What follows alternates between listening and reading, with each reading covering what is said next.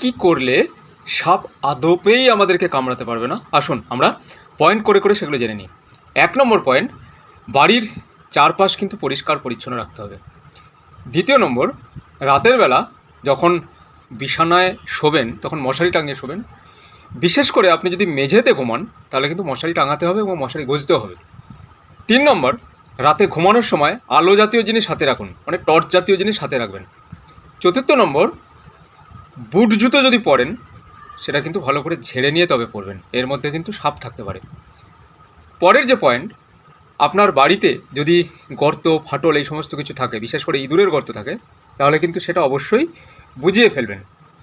এরপরের পয়েন্ট, আলো ছাড়া কোনো মতেই কিন্তু অন্ধকারে হাঁটাচলা করবেন না।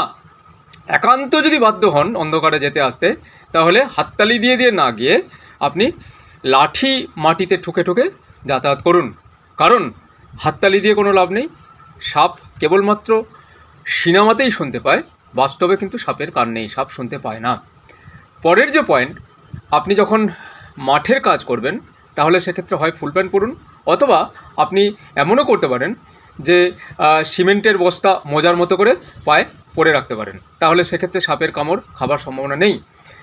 আরেকটা পয়েন্ট আছে, যেটা হচ্ছে আপনি যদি বাড়িতে পোষ্য রাখেন, অর্থাৎ বাড়িতে বেড়াল কুকুর বা আপনার বাড়ির সামনেও আপনি যদি কুকুর বেড়ালকে প্রতিদিন খেতে দেন, তাহলে কিন্তু কুকুর বেড়াল সাপ দেখতে পেলে আপনাকে কিন্তু সাবধান করে দেবে, সচেতন করে দেবে এবং সাপের হাত থেকে আপনাকে কিন্তু বাঁচাবে।